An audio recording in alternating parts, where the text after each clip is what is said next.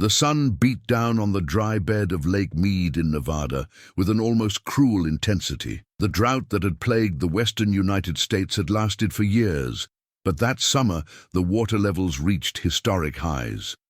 Where there had once been depth and submerged silence, now cracks appeared in the earth, rusty boat carcasses, and memories that should have remained hidden. It was a group of amateur explorers who noticed it first.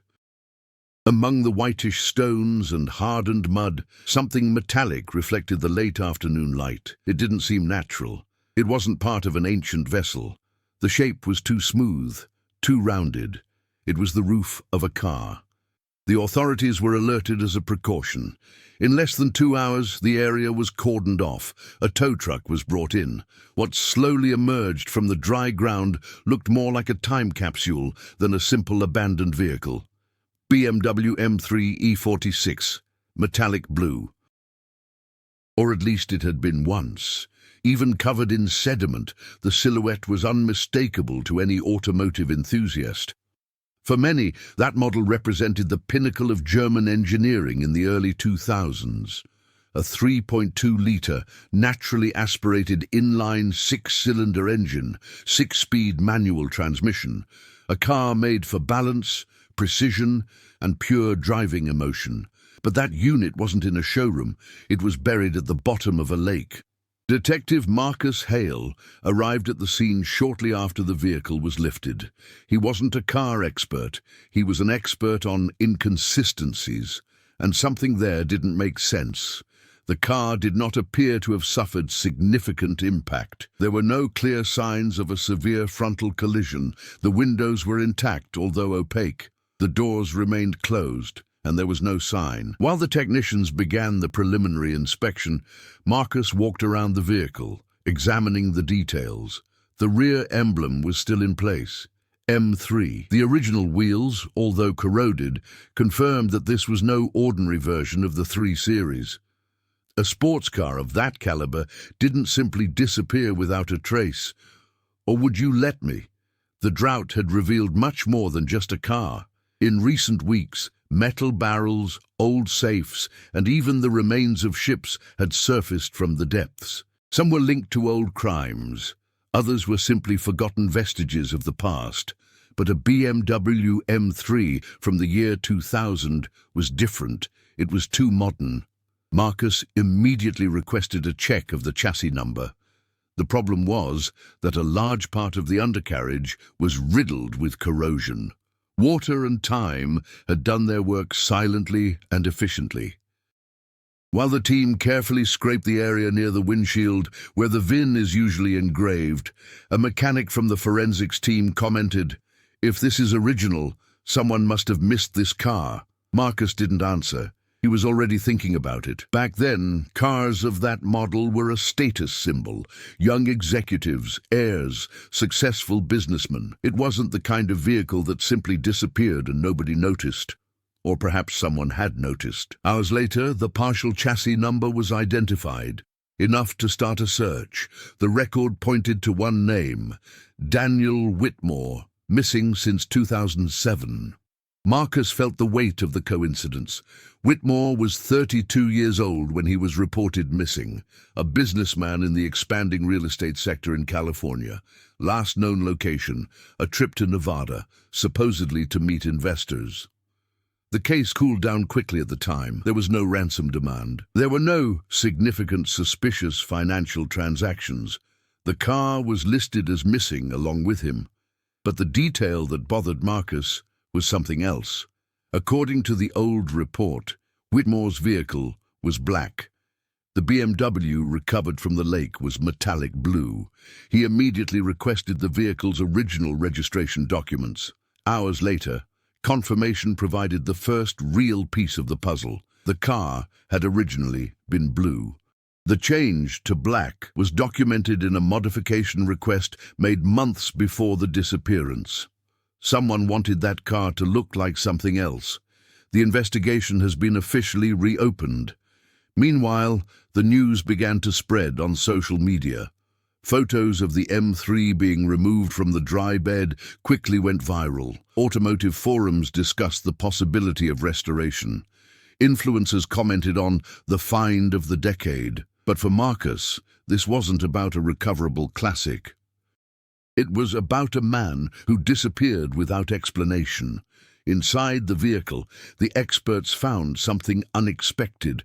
The transmission was in neutral. The parking brake was engaged. The seats were adjusted for someone of average height. There were no obvious signs of a struggle. In the glove compartment, partially preserved documents confirmed the name Daniel Whitmore. In the back seat, however, there was something that was not mentioned in any previous report. A small, sealed metal box. Marcus watched as the technicians carefully removed it. If Daniel drove to the lake, why were there no witnesses? If it was an accident, why did the car appear to be parked? And if it wasn't an accident, who was with him that night? The sun was beginning to set again when the car was taken for detailed analysis. Marcus stood alone for a few moments, staring into the emptiness where there had once been deep water. The drought had exposed more than just land. It had exposed a story that had been buried for almost 2 decades, and something told him that that BMW M3 wasn't there by chance. Perhaps Daniel Whitmore never intended to disappear. Perhaps someone made sure he disappeared. And now, with the lake drying up, the past was beginning to emerge. The news of the BMW found in Loch Mead went from being just a police report to a national phenomenon in less than 48 hours. Helicopters from television networks flew overhead. Motorsports channels analyzed zoomed-in images of the car as if it were an archaeological artifact. Online forums compared production numbers for the 2000 M3 E46, discussing rare colors, factory options, and possible modifications. But at the center of it all was a name that was beginning to resurface: Daniel Whitmore. Marcus Hale spent the early hours of the morning reviewing old files at the Clark County Police Department.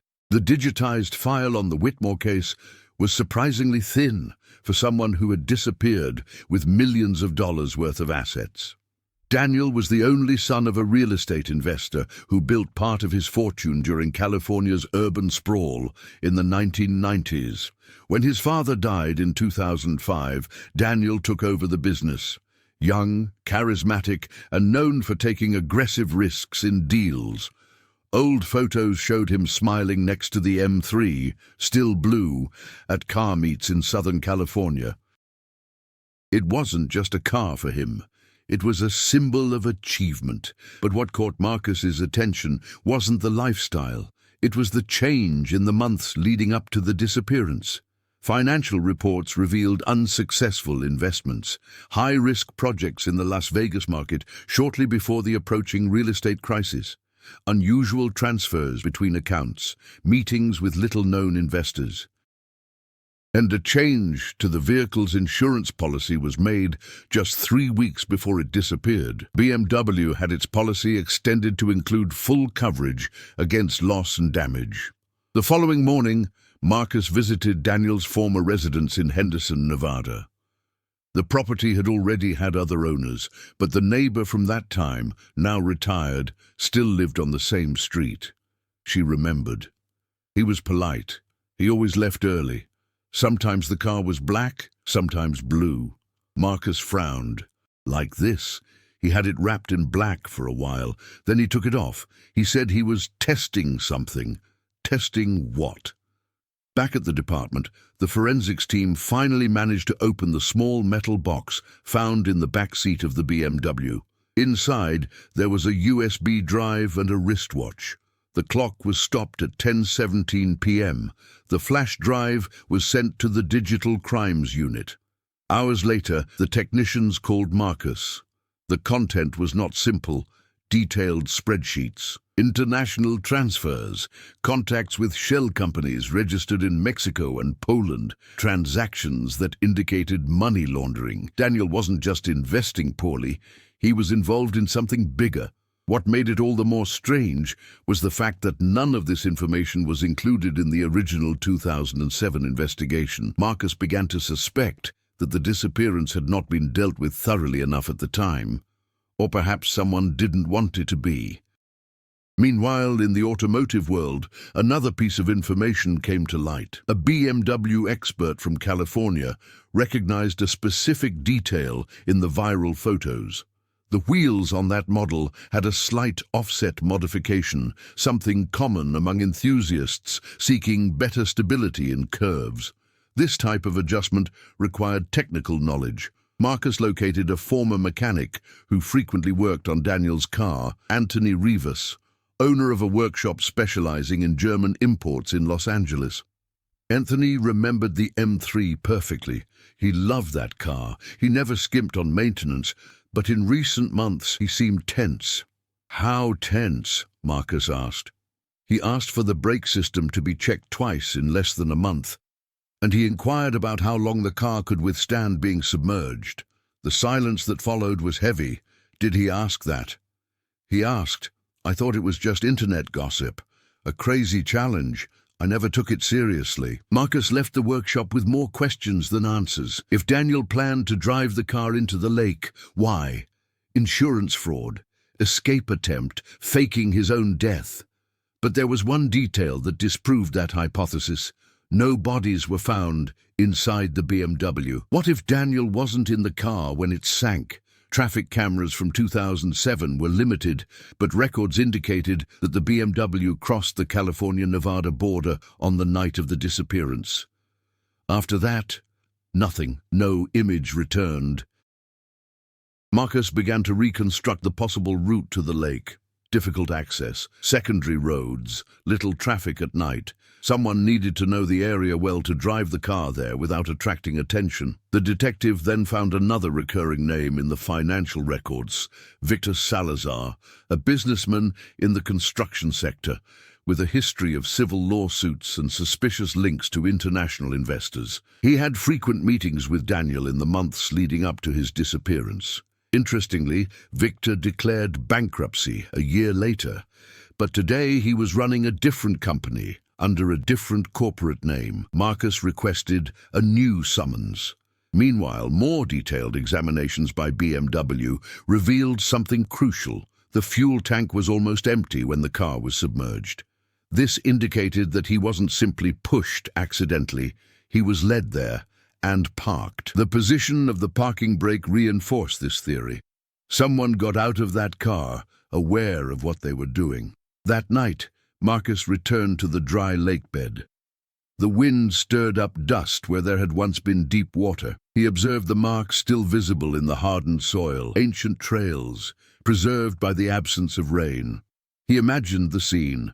A BMW slowly descending the bank, headlights illuminating the emptiness. The six-cylinder engine emitting its characteristic roar for the last time, before the silence of the water. But who was driving? Daniel? Or someone who wanted everyone to believe it was him? While the entire country viewed the story as a surprising automotive curiosity, Marcus saw something darker. The BMW wasn't just a buried car. It was a piece of a shady financial scheme. And perhaps, just perhaps, Daniel Whitmore wasn't just a victim. Perhaps he had been an active part of something that got out of control. The investigation was only just beginning. And the deeper Marcus dug, the more he realized that the drought had revealed more than just one vehicle. He had revealed a secret that someone had worked very hard to keep submerged for almost 20 years. The summons sent to Victor Salazar was not received with surprise. It was received with coldness. He appeared at the department accompanied by a lawyer. Impeccable suit. Controlled expression, measured answers. Victor confirmed that he had business dealings with Daniel Whitmore in 2007. These involved expanding real estate projects around Las Vegas shortly before the market collapse. According to him, Daniel was too audacious. He wanted to multiply his capital too quickly, Victor said, without changing his tone. The market doesn't forgive haste. Marcus observed every gesture. No visible sign of nervousness. No significant hesitation.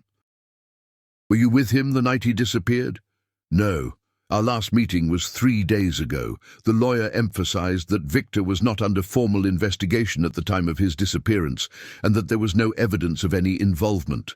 But Marcus wasn't just interested in the words, I was interested in time. Analyzing the data extracted from the flash drive, the digital team identified transfers that occurred hours before the BMW crossed into Nevada. These were large sums of money sent to a company registered in Poland, a company that administratively disappeared less than a year later. The problem was that the digital authorizations weren't coming solely from Daniel. There was another login involved, user identified as VS Consult, Victor Salazar. When confronted again, Victor claimed that his access was technical, part of the business agreement. I had no control over what he did with the money afterwards. But the financial investigation showed that some of the funds were returned months later to accounts linked to Victor's subsidiary companies. The conflict was beginning to transform. Daniel could have been an accomplice, or he could have been discarded. Meanwhile, a new element emerged in the investigation. More detailed forensic analyses inside the BMW revealed microscopic traces of soil that did not belong to the Lockmead region. The mineral composition indicated an origin closer to the Arizona border. This meant that the car had been in another location before being submerged. Marcus mapped out possible routes, secondary roads, isolated areas. If Daniel intended to disappear voluntarily, why drive to a remote area before sinking the car? And if he was taken against his will, why were there no signs of violence inside? Another discovery altered the dynamics. Traces of blood were found under the trunk lining. Small quantity, but sufficient for DNA analysis. The result would take days. External pressure was mounting. The media was no longer treating the case merely as an automotive curiosity. Headlines began to question, could the BMW found in the lake reveal the murder of a missing businessman? The department was ordered to proceed with caution. Victor, realizing the progress of the investigation, changed his stance. His lawyers began to press for access to the evidence, alleging undue exposure of their client's name. At the same time, Marcus received some unexpected information. A former employee of Daniel's company asked to speak anonymously. The meeting took place in a discreet cafe in Henderson. The man, visibly nervous, revealed that Daniel had been trying to get out of a deal weeks before he disappeared. He said he had gone too far, that he needed to correct something before it was too late. Correct what? Marcus asked. He was talking about inflated numbers, phantom investors, and someone who couldn't accept losing money. Marcus already knew who it might be, but there was more. Last week, Daniel mentioned that he had a guarantee, something that would keep him safe if they tried to silence him. The metal box in the back seat of the BMW came back to Marcus's mind. The USB drive could be that guarantee. But if Daniel planned to use that information for protection, why leave it in the car? The answer began to take shape in an awkward way. Perhaps he had no choice. Days later, the DNA test results arrived. The blood found in the trunk belonged to Daniel Whitmore. The amount of blood was not consistent with immediate death, but it indicated significant injury. That changed everything. If there was injury before the car was submerged, then the vehicle was not merely a tool for disappearance. It was part of a crime. Marcus gathered the team. Current hypothesis: Daniel was wounded elsewhere, possibly near the Arizona border. The car was used for transport. Later, it was taken to Lake Mead and submerged to eliminate evidence. But where was the body? The absence of human remains inside the BMW indicated that Daniel was not in the vehicle when it sank. Or it was removed before. Victor was called up again. This time, Marcus wasn't looking for a confession. He was looking for a reaction. When informed about the DNA found in the car, Victor maintained his composure, but his hands gripped the arms of the chair slightly. Small details. Marcus pressed. If Daniel decided to shut down the scheme, someone would lose millions. Who? Victor did not answer directly. The market always exacts its price, detective, but the investigation had already progressed too far for vague statements. Location records from Victor's cell phone, recovered by court order, showed that on the night of his disappearance, he was out of Las Vegas for almost 4 hours. Region near the border with Arizona, the same region whose soil matched that found in BMWs. The conflict was now clear and direct. Daniel discovered something. He tried to leave. He took evidence with him. Victor had a financial motive, but one essential piece was still missing. If Victor was with Daniel that night, why were there no witnesses? Why is there no record of a confrontation? And most importantly, if the plan was to eliminate Daniel, why keep the car intact, parked, with the handbrake on? That was no carelessness. It was a message. Marcus began to consider a more complex possibility. What if Daniel was involved in his own disappearance to some extent, and something got out of control? Perhaps the initial plan was fraud. Disappear, collect insurance money, run away with hidden money. But someone decided that splitting profits was no longer appealing. While the team expanded searches to areas near the border, drones began mapping isolated terrain. Tension was rising. BMW, once a symbol of luxury and performance, was now central evidence in a possible financial crime. And each new discovery brought Marcus closer to a truth that seemed more dangerous than the simple murder of a businessman. Because if the scheme involved laundering millions of dollars internationally, Daniel might have been just the visible tip of something much bigger. And someone somewhere could have been watching every move of the investigation. The drought revealed the car. But what was emerging now was a network of interests that did not intend to remain exposed. While the search expanded in the region between Nevada and Arizona, another front in the investigation began to gain momentum, and it had implications that went beyond Victor Salazar. The Financial Crimes Division has determined that some of the money moved by Daniel not only circulated through Poland and Mexico, but also returned to the United States through a small automotive technology company based in San Diego. The company developed telemetry software for sports cars, systems capable of recording detailed data on vehicle performance, location, and behavior. Daniel's BMW M3 E46 was equipped with a similar aftermarket module. If it was still functional, it could contain crucial records. The car was transferred to a technical laboratory specializing in automotive data reconstruction. Even after years submerged, there was a chance of partially recovering the internal memory. Meanwhile, Marcus received another unexpected piece of information. Emily Whitmore, Daniel's ex-wife. The divorce had been finalized 6 months before the disappearance. The proceedings revealed intense financial disputes and disagreements over investment decisions. Emily was currently living in Seattle, away from the media and far from Nevada. When contacted, she agreed to talk. The meeting was direct, without hesitation. Daniel was no innocent victim detective. Marcus remained silent. He was involved in something bigger than he could control.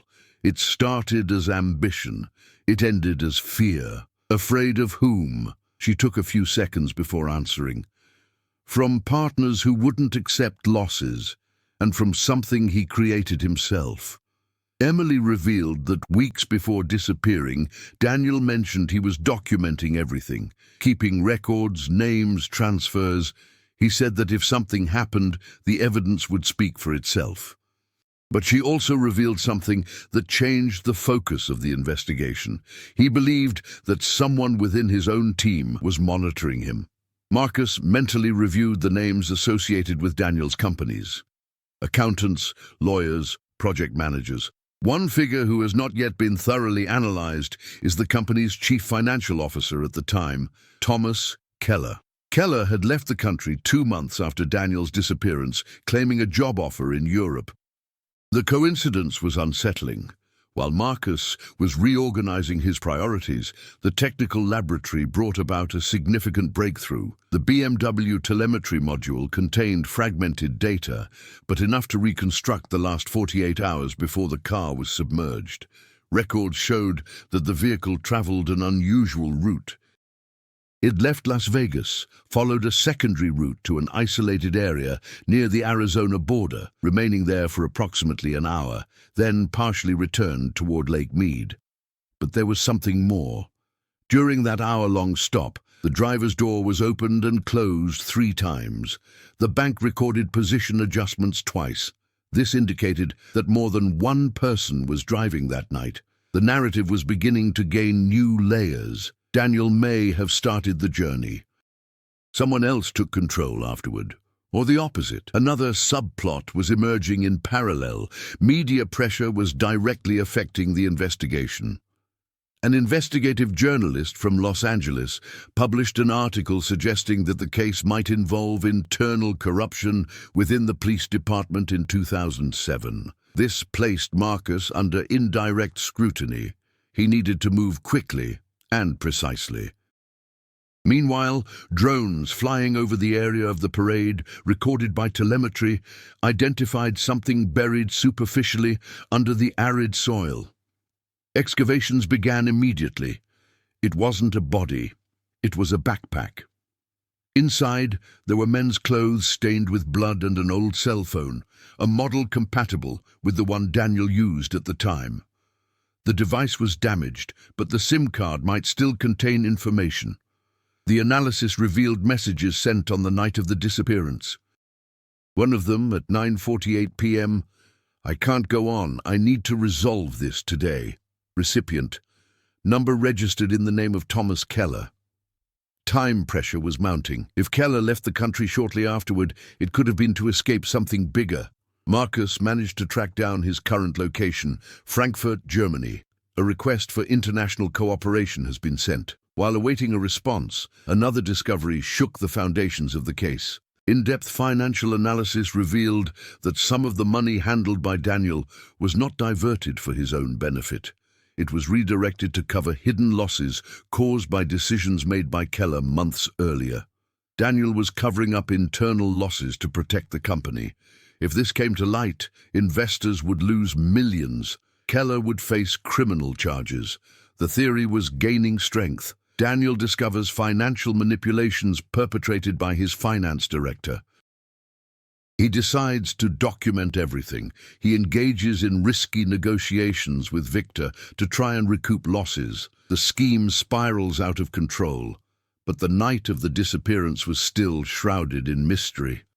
The subplot involving Emily also took on a new dimension. She revealed that Daniel kept a spare key to the BMW in a private safe. Marcus checked. The safe had been accessed on the afternoon of the disappearance. By whom? Old security footage was limited, but records indicated Keller's presence in the building that day. The web was closing in. Now it wasn't just Daniel versus Victor. Daniel was at the center of a dispute between conflicting financial interests. Victor represented aggressive foreign capital. Keller represented internal manipulation. And perhaps Daniel was trying to leave at the wrong time. Time was running out. If Keller cooperated with German authorities, he could offer his own version of the facts. If he refused, the extradition could take months. Marcus needed something definitive before the narrative got lost in international legal disputes.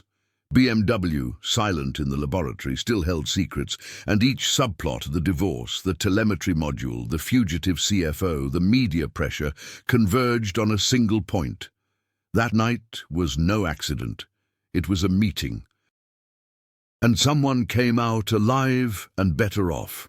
The question now was not simply who killed Daniel Whitmore. He was the one who planned to use his death as part of a larger financial game, and more importantly, who was still profiting from this almost 20 years later. Germany's response came sooner than expected. Thomas Keller was no longer in Frankfurt. He had left the country 3 weeks before the BMW was removed from Loch Mead. Current destination, unknown. For Marcus, that wasn't a coincidence. It was a reaction. Someone knew that the past was emerging. Interpol managed to recover recent travel records. Keller had boarded a flight to Mexico using a secondary European passport, the same country that repeatedly appeared in financial transactions linked to the USB drive found in the BMW. Meanwhile, the forensic lab made a new discovery. And this time, it didn't just add layers to the case. She reversed everything. Technicians were able to recover some of the data from the cell phone found in the backpack buried near the Arizona border. Among deleted messages and corrupted files, there was an audio file lasting 2 minutes and 17 seconds. The archive time, 10:16 p.m., 1 minute before the clock found in the metal box stopped. Marcus gathered the team in the analysis room. The audio started with the sound of wind, then voices. The first one was clearly Daniel. Tense, controlled, but tense. "This ends today." Another voice answered, masculine, calm. It wasn't Victor. It wasn't Keller either. He was someone who was not yet on the investigation's radar. The recording captured footsteps on gravel, the distant sound of an idling engine, probably that of the BMW. Daniel spoke again. "I have everything documented. If something happens to me, they receive it automatically." A brief silence. The second voice replied, "You've always been too dramatic." A sudden noise interrupted the conversation. Something fell, rapid breathing, then a third sound, a car door opening. The recording ended abruptly. The room fell silent. That completely changed the dynamics of the case. There was a third person involved that night. Marcus immediately ordered a voice analysis. Meanwhile, another detail caught our attention. The watch stopping at 10:17 p.m. did not necessarily indicate a mechanical failure due to immediate submersion. Experts confirmed that that specific model had a water-resistant mechanism. The watch was likely damaged by impact, physical impact, possibly during a confrontation. While experts worked to identify the unknown voice, Marcus decided to revisit Victor Salazar, but this time with a different strategy. He did not file any charges, he presented the audio. Victor listened in silence. When the second voice emerged, her expression changed. Not one of guilt, but it's about recognition, Marcus realized. "You know who he is," he stated. Victor didn't answer immediately, but the silence was enough. Minutes later, his lawyer requested that the interview be interrupted. It was the first real crack in Victor's resolve. Hours later, the forensic analysis confirmed the unknown voice belonged to an investor who was not mentioned much in formal documents, but who frequently appeared in private meetings recorded in Daniel's calendar in 2007. Nome, Harold Whitaker. Entrepreneur in the energy sector in Texas, aggressive investor, known for taking extreme risks and demanding immediate returns. And there was more. Whitaker did not officially appear as Daniel's partner, but financial transfers on the flash drive indicated that he was the largest indirect beneficiary of the funds moved to Mexico. The turning point was becoming clear. Victor and Keller were important figures, but Whitaker appeared to be the real financier behind the scheme. Marcus delved into the old records. In 2007, Whitaker was facing preliminary investigations by the Internal Revenue Service for tax evasion. A scandal at that time could have destroyed his energy empire. If Daniel threatened to expose financial manipulations involving misappropriated funds, Whitaker would have a direct reason to silence him. Unlike Victor or Keller, Whitaker had a history of using intermediaries to solve problems. Meanwhile, a new analysis from BMW has revealed a critical detail. Microscopic fiber fragments were found in the front passenger seat. The material is consistent with fabric used in the seats of a specific pickup truck, a model frequently used by energy companies in remote areas. Records showed that Whitaker owned a fleet with exactly that model. The puzzle was finally taking on a coherent form. Daniel arranged a meeting in the isolated area near Arizona. Whitaker attended, possibly accompanied. A confrontation occurred. Daniel was injured. The initial plan may have been intimidation, but something got out of control. The audio ended before any confirmation of a gunshot or fatal assault, and the body was still missing. Marcus called for an expanded task force. From that moment on, the focus was no longer solely on financial fraud. Premeditated murder involving a figure of high economic power was possible. But then came the most unexpected blow of all. A thorough analysis of BMW's telemetry data revealed that after a 1-hour stop at the border, the car returned to Lake Mead with a different driving pattern, more abrupt accelerations, gear changes at higher RPMs. Daniel was known for driving in a technical and controlled manner. The driving recorded on that lap was aggressive, reckless, suitable for someone accustomed to driving larger, less refined vehicles, like a pickup truck. Marcus mentally returned to the audio. Daniel said, "If anything happens to me," that wasn't the kind of talk from someone planning to disappear voluntarily. It was a preemptive threat. But then came the revelation that completely redefined the case. Among the files partially recovered from the telemetry module was an additional encrypted log. It was not listed in the standard logs. After decoding, it revealed the coordinates, not from the border area, but from a specific point near Loch Mead, unlike the location where the car was found, a deeper area, submerged until a few months ago. The search team was dispatched immediately. If those coordinates were correct, they could indicate where something or someone was left before the car was strategically positioned, to be found only when the drought reached extreme levels. The possibility was unsettling. What if BMW wasn't just discarded? What if she was placed there for safekeeping, as a future message, as a guarantee that one day, when the lake dried up, the story would emerge? Marcus felt the weight of the hypothesis. Perhaps Daniel was not just a victim. Perhaps he anticipated the risk. Perhaps he planned for the evidence to surface even after his death. If that were true, then the car wasn't an attempt at concealment. It was a trap. The tipping point was clear now. The BMW M3 wasn't there to cover up a crime. He was there to reveal it. And if the new coordinates led to what Marcus suspected, the case would no longer be a reopened investigation. It would become a national scandal involving one of the most powerful businessmen in the country. The coordinates extracted from the encrypted module changed the pace of the investigation. Unlike the area where the BMW was found, relatively close to the old shoreline, the new location indicated was a few meters further inland from what remained of Loch Mead. Months earlier, it would still have been submerged under several meters of water. Now, with the level drastically reduced, it had become accessible. The search team worked in absolute secrecy. No press, no official statements. Marcus knew that if the information leaked, anyone involved would have time to react. Excavations began at dawn. The first hour yielded only hardened mud and ordinary debris. In the second hour, the metal of the detector signaled something larger, a rectangular structure. It wasn't a vehicle. It was a sealed metal compartment. No visible external markings, no identification. It was removed with extreme care and transported for forensic examination. Marcus followed every step of the way.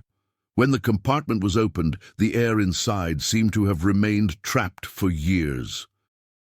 Inside were two main items: a firearm encased in sealed plastic and a waterproof folder containing physical documents. The weapon, registered in the name of a security company indirectly linked to Harold Whitaker's energy conglomerate. The folder, in turn, contained printed copies of contracts, bank transfers and, most importantly, a letter signed by Daniel Whitmore. The letter was straightforward. "If you are reading this, it means I have failed to resolve the situation personally." These documents prove the manipulation of funds and the direct responsibility of those involved.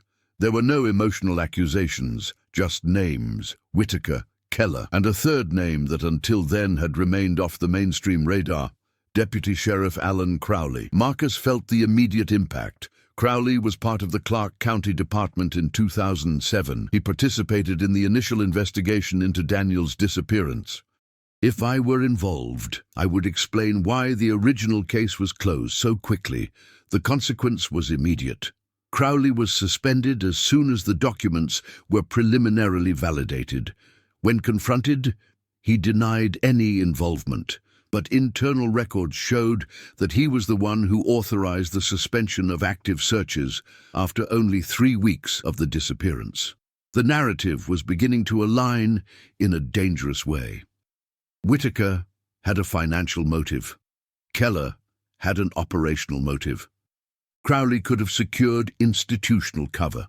Victor Salazar, who had previously been a central figure, was beginning to appear as an intermediary. The public reaction was inevitable. Despite the initial secrecy, leaks occurred. The existence of a submerged metal compartment came to light through an anonymous source. The headlines were now explosive. Missing businessman may have predicted his own death. Was BMW merely part of a larger plan? Whitaker responded with a press conference. He denied all accusations. He classified the documents as a late forgery. He claimed persecution motivated by political interests, but something in his attitude changed. He showed no indignation. He seemed concerned.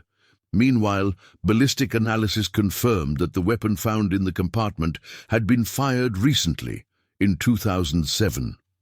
The corresponding projectile had not yet been located. The search now included human remains and possible capsules or fragments in the original area of the stop, recorded by telemetry. Days later, the scan revealed what no one else could ignore. Partially preserved bone remains were found approximately 600 meters from where the backpack had been buried. The DNA confirmation was quick: Daniel Whitmore. The consequence was definitive. The investigation officially became a homicide case. The reaction within the department was intense. The possible involvement of a former deputy generated internal tension. External auditors were called in to ensure impartiality. Under pressure, Crowley requested a cooperation agreement. His version changed the course of history once again. According to him, Daniel didn't just intend to report it. He tried to negotiate. That night, in the secluded area, the meeting was initially about money. Daniel demanded compensation to remain silent and discreetly end the scheme. Whitaker arrived accompanied by private security. Keller was also present. The argument spiraled out of control when Daniel revealed that he had programmed automatic document release in case he didn't return home. Whitaker interpreted it as blackmail. There was a fight. According to Crowley, the shooting was accidental during a physical confrontation between Daniel and one of the security guards. Daniel fell. The group panicked. Crowley was called in next. His role would have been to simplify the initial report and steer the investigation toward the hypothesis of voluntary disappearance. But there was still something that didn't add up. If the shooting was accidental, why conceal the body in such an elaborate way? Why submerge the car strategically? Marcus confronted Crowley again, this time focusing on the details. Crowley hesitated, and then he revealed the element that redefined everything once again. The car wasn't their idea. Whose was it? Marcus asked. From Daniel himself. The silence in the room was absolute. Crowley explained that moments before the shooting, Daniel had explicitly mentioned that the BMW was equipped with a system capable of storing additional data and that the car would talk if something happened. After the shooting, amidst the chaos, the group decided to use Daniel's own plan to their advantage. They submerged the car, believing that the data would be destroyed over time. But they were unaware of the existence of the metal compartment with secondary coordinates. Daniel had prepared 2 levels of revelation. The final consequence was beginning to solidify. Daniel may not have planned to die, but he planned that if he died, those responsible would be exposed. And almost 20 years later, the drought made exactly that happen. Whitaker went from being a respected businessman to the prime suspect in a murder-for-hire and financial conspiracy case. Keller became an international fugitive. Crowley was awaiting the formalization of a judicial agreement. Victor Salazar, now partially cooperating, admitted to having knowledge of the financial scheme but denied involvement in the fatal meeting. The actions taken in 2007 were finally generating real consequences. The past, buried beneath millions of liters of water, was now completely exposed, and Marcus knew there was still one last challenge: to prove intent. Because accident and intentional homicide were legally different, and someone with Whitaker's power wouldn't go down without a fight. The drought revealed the car. The data revealed the scheme. The body revealed the crime. Now all that remained was to reveal the complete truth behind the shooting that ended Daniel Whitmore's life. Marcus Hale had handled complex cases before: crimes of passion, sophisticated financial crimes, interstate trafficking networks. But nothing compared to the pressure now weighing on his shoulders. Unlike previous investigations, this one involved political power, economic influence, and national exposure. Harold Whitaker was not just a businessman, he was a campaign financier, sponsor of public projects, and a constant presence at government events. Accusing him required more than just evidence. It required irrefutable proof of intent. And Marcus knew that the accidental shooting version could convince a jury if it was well constructed by the defense. So he changed his approach. Instead of focusing solely on the night of the crime, he began to reconstruct the preceding days with surgical precision. Every meeting, every phone call, every financial transaction. He assembled a lean team outside the department's traditional structure to avoid interference. Independent analysts, external forensic experts, and a federal prosecutor willing to take on the case if the evidence went beyond state jurisdiction. The transformation in Marcus was visible. Previously, he reacted to the discoveries.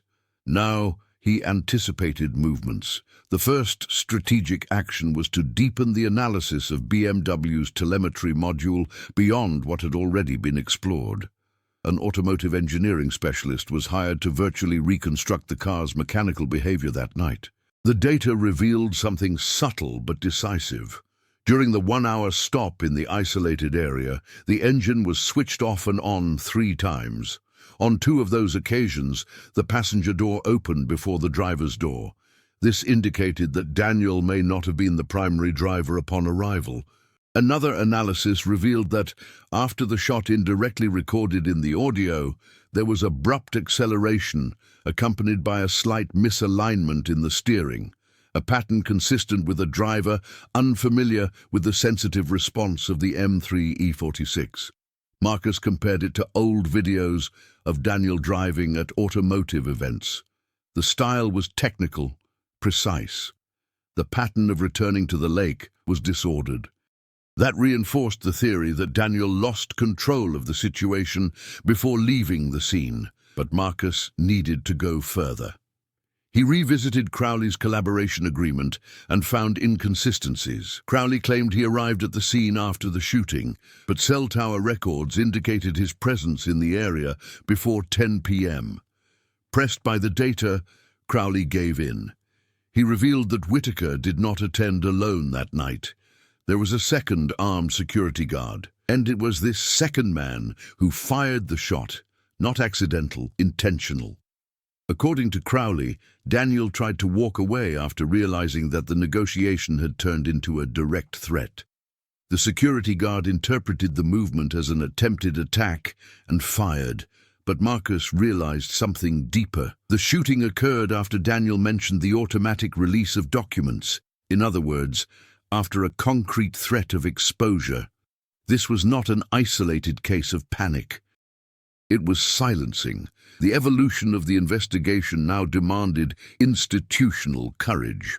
Marcus requested a federal warrant for Whitaker's arrest on charges of conspiracy to obstruct justice and aggravated homicide. The response was immediate. Whitaker attempted an out-of-court settlement. He offered limited cooperation in exchange for partial immunity. Marcus refused. He wasn't looking for a negotiated confession. I was searching for the whole truth. Meanwhile, Keller was located in Mexico thanks to international cooperation. Detained provisionally, he agreed to negotiate extradition in exchange for a reduced sentence. His testimony was decisive. Keller confirmed that Daniel had decided to end the scheme days earlier. He intended to hand over documents to federal authorities, not just use them for blackmail. On the night of the meeting, Daniel presented printed evidence, copies that matched those found in the metal compartment. Whitaker reacted furiously. According to Keller, the order was clear: this can't leave this room.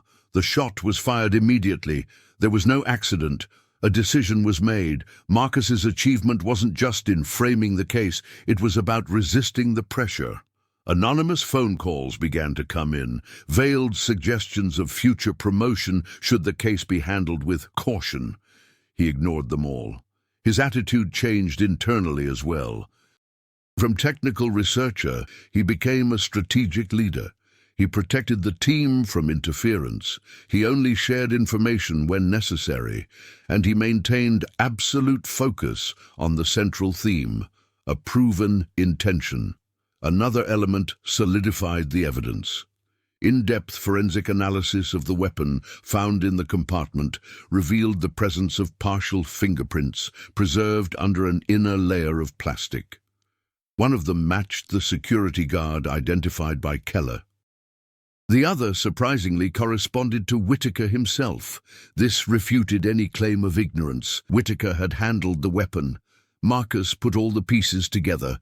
Direct financial reason, threat of exposure, explicit order recorded by a witness, ballistic test, fingerprints, initial manipulation of the investigation with internal support. Marcus's personal growth manifested itself in his ability to maintain emotional clarity in the face of the magnitude of the case. He no longer saw him as just a powerful businessman, through a man who believed he was above the consequences. And I also saw Daniel Whitmore in a new light, not just a victim, but someone who, even while involved in serious mistakes, tried to correct his own course and paid with his life. The federal warrant was finally issued. Agents were dispatched to arrest Whitaker at his residence in Texas. Unlike the confident press conference weeks earlier, this time there were no pronouncements. The image of the businessman being led into custody circulated throughout the country, but Marcus knew that the real battle was yet to come. Prison was not a conviction. The climax was approaching, and at its center would be the question that would define everything. Was it an impulsive shot in the heat of the moment, or execution to protect an empire? Marcus was ready to try the second option, not out of professional ambition, but because, after almost 20 years, the truth finally had enough strength to emerge, just as BMW emerged from the bottom of the lake. Harold Whitaker's arrest did not end the case. It initiated the most dangerous phase. The formal indictment included aggravated murder, criminal conspiracy, obstruction of justice, and international financial fraud. The federal prosecution took over the case, which elevated the scale of the trial to a national level. Marcus knew that now every detail would be attacked. Whitaker's defense mobilized one of the most aggressive legal teams in the country. The initial strategy was clear: fragment the narrative, separate the homicide from the fraud, isolate the shooting as an individual act by the security guard, discredit Keller and Crowley as witnesses interested in reducing sentences. It was predictable, but Marcus had prepared for this. The first subplot to be resolved was Crowley's credibility. His cooperation agreement would only carry weight if corroborated by independent evidence. The team revisited archived files from 2007 and found digitally altered reports weeks after Daniel's disappearance. The metadata indicated that Crowley accessed and modified the original investigation document at 3:12 a.m., 2 days after the fatal encounter. The altered passage removed the information that Daniel's car had been seen heading towards the Arizona border. This single piece of data demonstrated a deliberate intention to mislead the investigation. The second subplot involved Victor Salazar. For weeks, his stance wavered between accomplice and opportunist, but a thorough analysis of the financial transactions revealed that Victor did not participate in the final decision that night. He had pressured Daniel for financial results, but he did not attend the fateful meeting. Faced with mounting evidence against Whitaker, Victor agreed to testify officially. This ended any doubt about his direct role in the murder, although he still faced separate financial charges. The third subplot, Thomas Keller, also became established. Extradited, Keller handed over internal company records showing messages exchanged with Whitaker hours before the meeting. In one of them, Whitaker wrote, "If he insists on this today, we'll settle it once and for all." The phrase, ambiguous on its own, became devastating when contextualized with the shooting that occurred that same night. While the legal documents were being aligned, the prosecution focused its efforts on accurately reconstructing the chronological events of the crime. The BMW M3 became a central element of the strategy. Vehicle dynamics experts were called in to demonstrate to the jury how the car's behavior, as recorded in the telemetry data, indicated a change of driver after the shot was fired.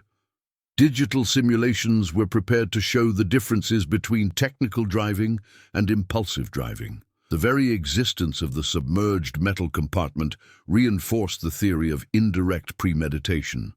Daniel knew he was in danger, but the defense counterattacked. He argued that the letter found could have been prepared as a tool for blackmail, that Daniel was pressuring Whitaker financially, that the shooting was a reaction to an imminent physical threat. Tension was rising. Marcus proceeded to review the original audio repeatedly. Something was bothering him. It wasn't the content, that was the tone. In the recording, after Daniel said he had everything documented, the response from the voice attributed to Whitaker was cold, almost disdainful. There was no surprise, there was no negotiation. It was as if he had already decided. Marcus took the audio to a behavioral analysis specialist. The report indicated a vocal pattern consistent with command and control, not a defensive reaction. This would become a key piece of evidence in the trial. Another pressure arose unexpectedly. Investors linked to Whitaker's former conglomerate began filing civil lawsuits, alleging damages due to undue exposure of the company's name before a formal conviction. It was a clear attempt to pressure the prosecution to soften the charges, but the basis of the case was already too solid to back down.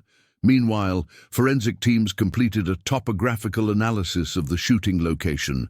The ballistic trajectory indicated a downward angle, inconsistent with a disorderly physical struggle. The shot was fired from a stable position. This definitively weakened the accident narrative. Marcus brought together all the teams involved. The picture was clear. Reason given, explicit threat, prior documented order, subsequent manipulation of the investigation, consistent physical evidence, testimonies corroborated by digital records. All that remained was to organize everything in an indisputable way before the jury. In the days leading up to the start of the trial, Marcus visited Lockmead again. The water level had stabilized slightly, but the mark on the rock indicated how much it had dropped in recent years. He observed the spot where the BMW was found. He thought about the silent irony. Daniel devised a plan so that if he were silenced, the evidence would emerge. And it was precisely the drought, a natural phenomenon beyond human control, that completed this plan almost 2 decades later. BMW was not just a luxury vehicle. It was a safe, it was a stopwatch, it was a mechanical witness. Now she would be a central figure in the court. The preparation was complete. The subplots were resolved. Victor was defined as a financial accomplice, not a murderer. Keller confirmed as a participant in the scheme and a key witness. Crowley exposed as an agent of obstruction. Whitaker isolated as the intellectual author and final decision-maker. The climax was approaching. Unlike the silent night in the desert, this time there would be an audience. There would be jurors. There would be a national broadcast. And for the first time since 2007, the whole story would be told aloud. Marcus wasn't looking for a spectacle. I was looking for closure, because the truth was already clear. All that remained was to make it inescapable. The federal court in Nevada was packed. National press, legal experts, automotive enthusiasts who had followed the case since BMW's discovery. For many, this was more than a trial. It was the culmination of a story that began at the bottom of a dry lake. Harold Whitaker entered under escort, but still maintained a controlled posture. Dark suit, calculated expression. To someone seeing him for the first time, he might seem like just another executive facing exaggerated accusations. But the evidence told a different story. The prosecution structured the case as a precise timeline. First, the financial reason, millions embezzled, risk of imminent exposure. Then, there was the explicit threat made by Daniel in the recording. Next, the message sent by Whitaker hours before the meeting. If he insists on this today, we'll settle it once and for all. The defense tried to weaken Keller on the first day. They questioned his plea bargain, his reduced sentence, and his escape to Mexico. Keller, however, maintained his firm narrative. He confirmed that Whitaker ordered the matter to be ended right there. He confirmed that Daniel was unarmed. He confirmed that the shot was fired after Whitaker made a direct gesture to the security guard. The court listened to the audio recovered from the cell phone. The silence was absolute when Daniel's voice echoed, "If something happens to me, they receive it automatically." Next, the cold response. "You've always been too dramatic." Marcus watched from the prosecutor's table. He showed no emotion. He didn't need to. The transformation in him was evident. The investigator who had previously reacted to the evidence was now dictating the pace of the revelation.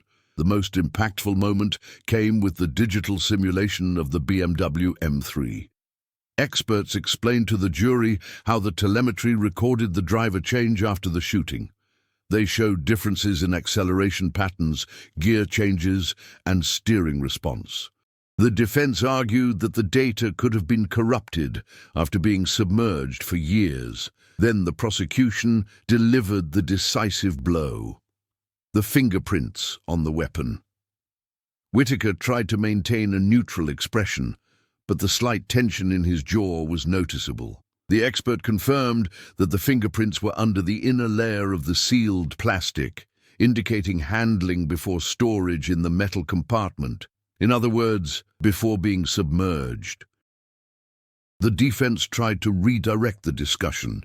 He argued that Daniel was blackmailing him, that the meeting was an extortion attempt, that Whitaker acted under duress. Then the prosecution presented the ballistic analysis. The shot had a downward trajectory of 27 degrees, incompatible with chaotic hand-to-hand combat, compatible with shooters in a stable position, aiming downwards. The security guard responsible for the shooting, faced with pressure and evidence, broke down on the 5th day of the trial. He accepted the deal at the last minute. His testimony definitively altered the balance. He confirmed that Whitaker ordered, "Shoot," without hesitation, no discussion, without prior physical confrontation. The shot was fired on command. The final twist came when the prosecution presented the last piece of evidence recovered from the encrypted BMW module. A small backup file that had gone unnoticed in the initial analyses. It was a scheduled email, never sent, saved as an automatic draft in the car's integrated system. Recipient: United States Department of Justice. Content: detailed summary of the frauds, with mentioned attachments. Scheduled time for sending, 11:59 p.m. that same night. Daniel wasn't trying to blackmail for his own gain. I was trying to file a formal complaint. The defense lost its strength at that moment. The extortion narrative collapsed. Whitaker realized. For the first time during the trial, his rigid posture gave way. He leaned forward, whispered something to his lawyer, but it was too late. Marcus felt the weight of the moment. It wasn't a personal triumph. It was confirmation that the truth, however buried, could emerge. The jury deliberated for 2 days. National anticipation was intense. When they returned to the courtroom, the silence was almost oppressive. Guilty, aggravated homicide. Criminal conspiracy, obstruction of justice. Whitaker closed his eyes for a few seconds. There was no emotional outburst, just the belated realization that the control he had maintained for decades had finally slipped away. Marcus remained seated. He didn't smile. He didn't celebrate. The transformation within him lay in his serenity. He began the investigation with fragmented doubts and overwhelming external pressure.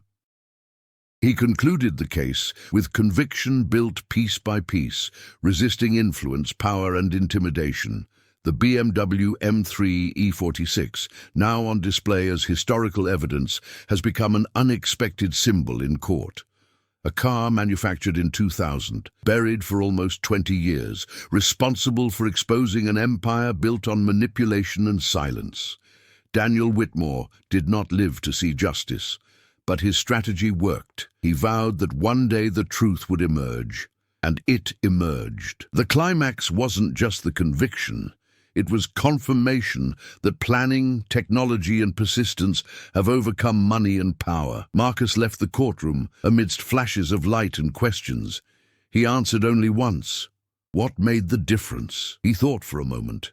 The car was never the secret. The secret was that someone believed time would erase everything. But in that case, time was an ally of the truth. Harold Whitaker's sentence was announced 3 months after the verdict. Federal prison sentence long enough to ensure he would never again exert any influence in the business sector. Billion-dollar fines, partial disposal of assets linked to fraudulent operations. Thomas Keller received a reduced sentence in exchange for full cooperation. Crowley lost his badge and faced conviction for obstruction of justice. The security guard responsible for the shooting would serve time for murder on demand. This time, the system did not turn a blind eye. But the impact of the case went beyond the individual sentences. Parallel investigations revealed other suspicious financial transactions linked to the energy conglomerate. Federal agencies implemented new protocols for digitally tracking international assets. Police departments revised procedures for filing disappearances involving financial interests. The Whitmore case became a national landmark, and at the center of it all remained the BMW M3 E46. Following judicial authorization, the vehicle was released as property of the Whitmore family estate. Emily, Daniel's ex-wife, received legal responsibility for what remained of the car. She chose not to sell it. Instead, he decided to restore it, not as a showpiece, more as a memorial. The restoration was carried out by specialists in German classics. Each corroded part was replaced respecting the original factory specifications. The color was returned to metallic blue, the original one, which Daniel chose before any attempt at disguise. The S54 engine was meticulously rebuilt. The sound of the naturally aspirated 6-cylinder engine years later echoed again, not as a symbol of luxury, but as a reminder that this machine was a silent witness to a buried truth. During the process, Emily made a symbolic decision. The hidden compartment where the weapon and documents were found was not completely removed. It was sealed and kept as part of the internal structure, not visible but present, just like history. Marcus followed the restoration from afar. He refused exclusive interviews and invitations to give motivational speeches. For him, the case was not a spectacle. Responsibility fulfilled. Internally, his attitude also changed. The experience reinforced something he had always believed, but rarely seen confirmed on such a large scale. The truth can be delayed, manipulated, buried, but it rarely disappears when someone decides to record it. Daniel Whitmore was not portrayed as a perfect hero. Investigations have made it clear that he participated in risky financial schemes. He made decisions driven by ambition. He ignored warning signs, but in the final moments, he tried to correct course, documented. He prepared tests. It created redundancy. His initial mistake was greed. His last act was one of responsibility. This balance made the case even more human. It wasn't a simple story of villain and victim. It was about choices and about the consequences. Lake Mead began to partially recover its level in the following years, but never returned to its previous levels. The marks on the rocks remained visible, a reminder of how much nature can alter landscapes and reveal what lies hidden beneath them. The case also left a permanent mark on the Nevada state judicial system. Digital evidence preservation protocols began to include the analysis of automotive modules in criminal investigations.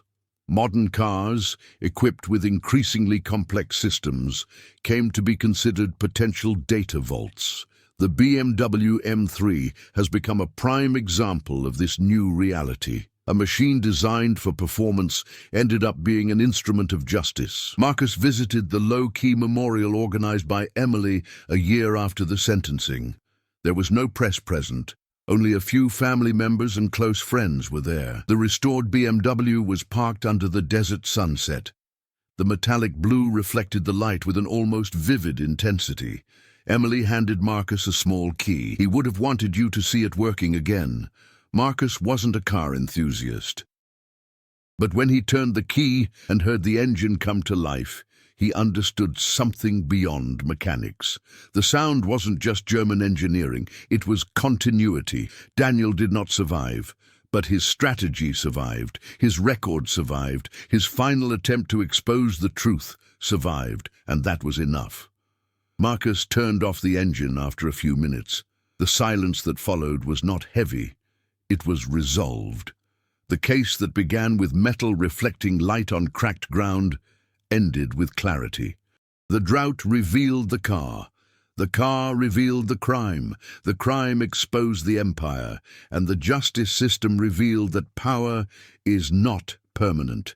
What remains are the records, decisions, and the consequences. Nearly 20 years separated the shooting in the desert from the conviction in court, but in the end, time did not erase it. He simply waited for the right moment to reveal it. Years later, visitors still stop to photograph the BMW M3 E46 when it appears at automotive exhibitions across the country. Many see only an impeccably restored German classic.